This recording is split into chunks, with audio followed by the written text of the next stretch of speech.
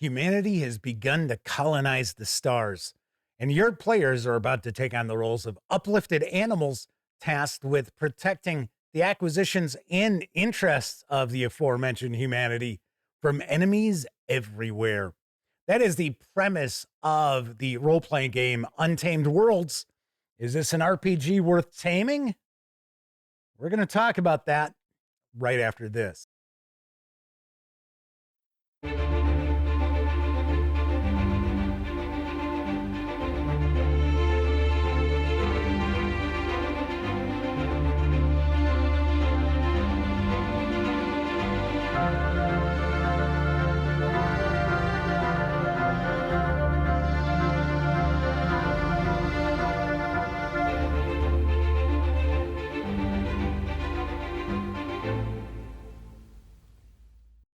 Happy holidays, gang, and welcome once again to the Duct Tape Studios. I'm Jeff McAleer, your host here at the Gaming Gang channel. Thanks for joining me once again. Before I dive on into today's review, I do want to mention if you enjoy the Gaming Gang and would like to support the outlet, you can do so in a few ways. First, by utilizing our affiliate links to the One Bookshelf sites, such as Drive-Thru RPG, and to do so, simply visit thegaminggang.com, click on one of our banners. That way, if you happen to make a purchase, I get a small portion of that sale. You can also make a one-time donation by way of PayPal or become a monthly member of our Patreon. You'll find links down in the show notes. Also in those show notes, you're going to find an invite link to our Discord server. It's free to sign up, so be sure to hang with the gang over on Discord. Today, I am going to be sharing my review of Untamed Worlds from Osprey Games. This is written by Jack Norris with artwork provided by Logan Stahl.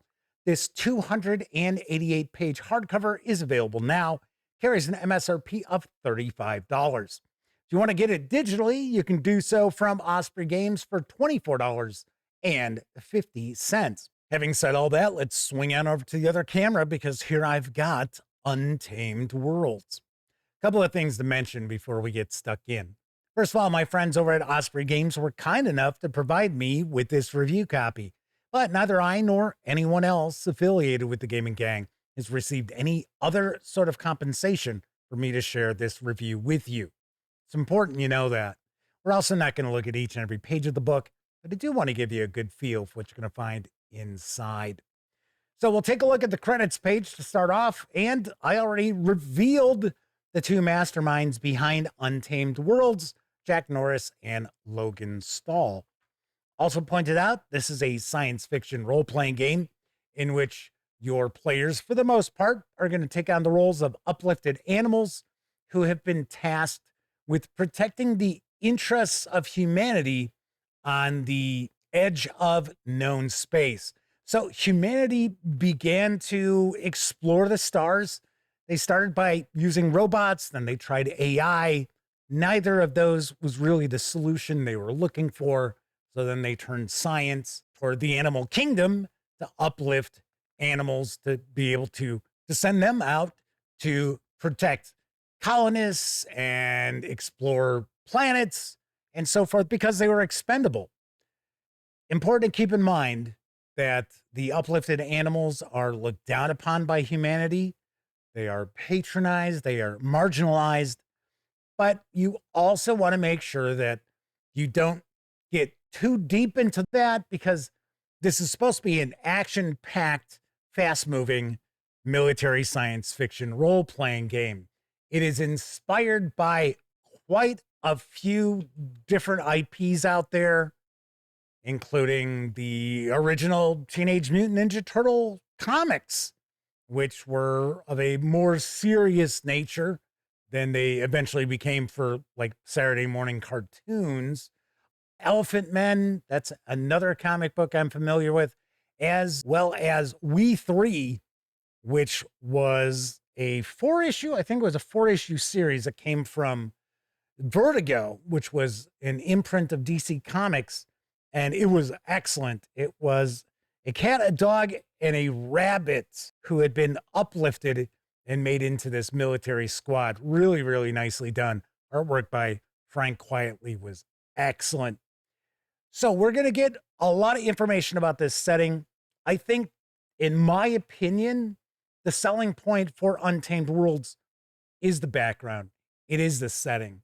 It is the advice on how to kind of toe a fine line between making this a fun and exciting role-playing game for everyone and kind of delving into some stickier topics like the marginalization of these characters. Now, you can play a human in Untamed Worlds because there are humans who are assigned to these units, but for the most part, the vast majority of the characters that are part of these military organizations are uplifted animals. So we're going to get a lot of background about the military itself at this point in the future. We get information about competing corporations. There are a lot of enemies out there your characters can tackle. One thing you won't run across are sentient aliens. Now, there are aliens in this setting.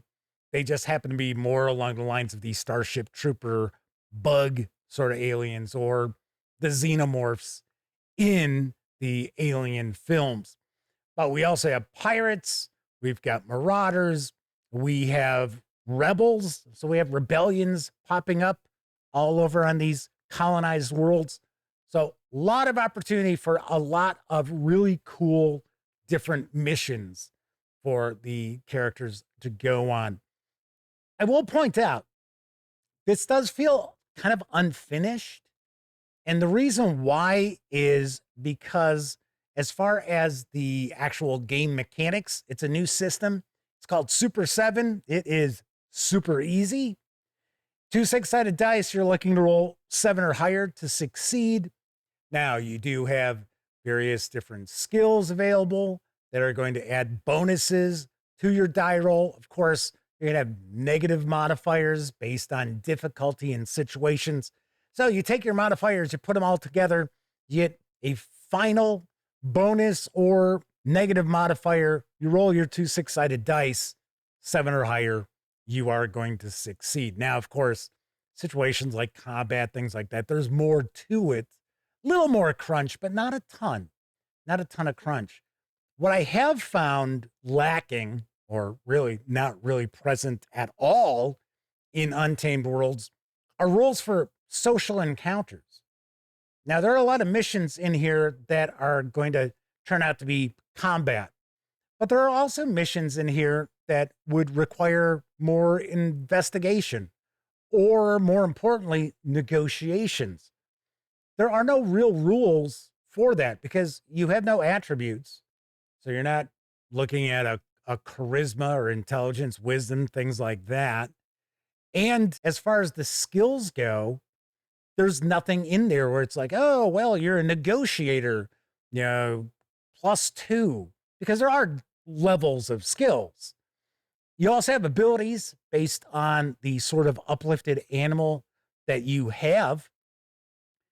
In my opinion, I get the feeling that Untamed Worlds started off as a miniatures game because that's the focus of the rules here and the background. It's a lot of military action, which I've got absolutely no issue with. It'd be a really fast moving miniatures game if that were the case. I just feel that this feels incomplete because you don't have any sort of non-military mission rules or mechanics available to you. Now, of course, there are a lot of different animals that you can choose from to create your character.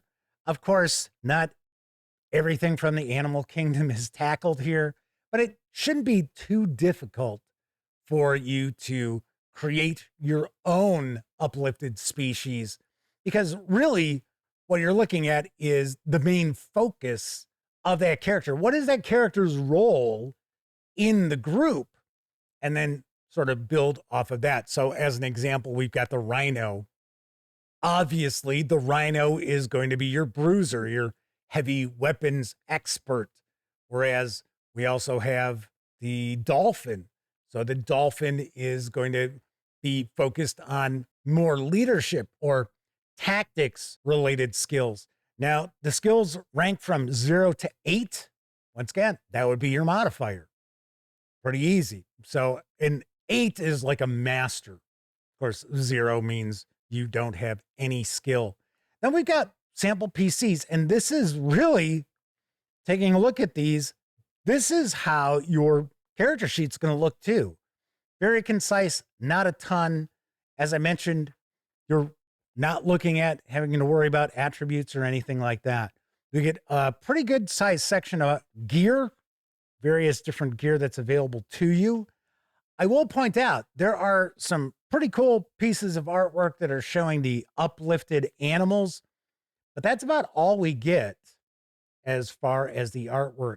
Now, of course, we have various different tables and charts, but for the most part, this is a little light on the art, which is fine. I don't really have any problem with that. Now, the biggest amount of page space is devoted to the setting.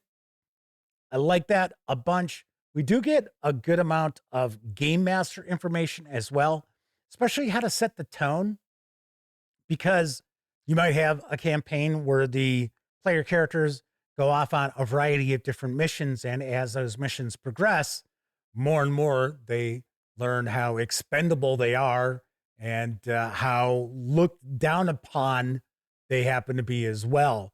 So you might want to kind of have a fuse burning to the point where they decide, hey, you know what?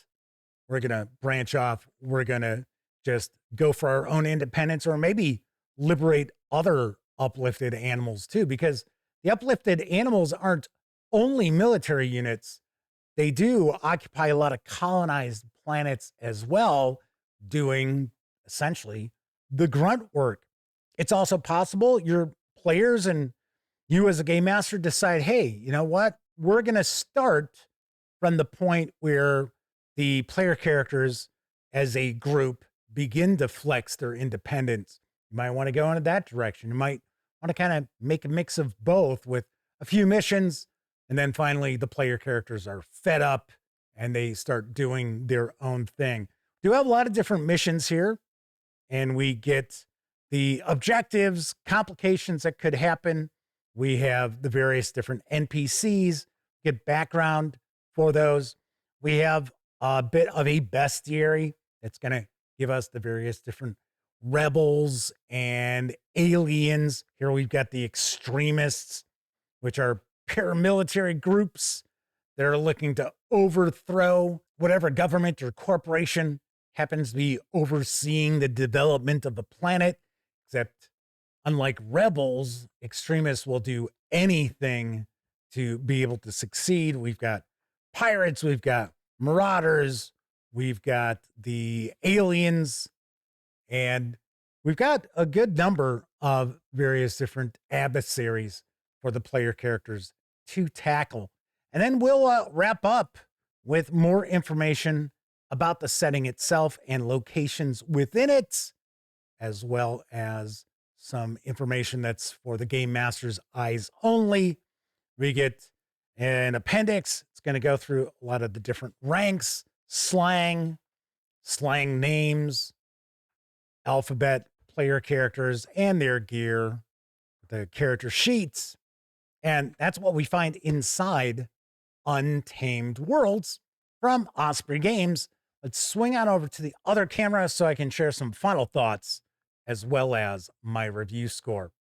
As I've already pointed out, I really dig the setting, the background to Untamed Worlds. I find it very interesting. I find it fairly unique, even though it does draw inspiration from a lot of sources, some of which I'm intimately familiar with. I thought that was pretty cool. So I really like the concept of the uplifted animals being sent out. They're expendable, they're looked down upon, and eventually they get fed up and try to achieve their own freedom and maybe even the liberation of other uplifted animals as well. Where I think this really falls short is the mechanics of the game. If you're looking at combat, military aspect, it does a nice job, but There should be rules for investigation as well as social situations, especially social situations. They just are not present. That's why I feel this is kind of an incomplete role playing game. Now, would it be difficult for you to house rule various different skills? Absolutely not. Be very, very simple. But that should already be part of this core book, and those aspects are not present at all.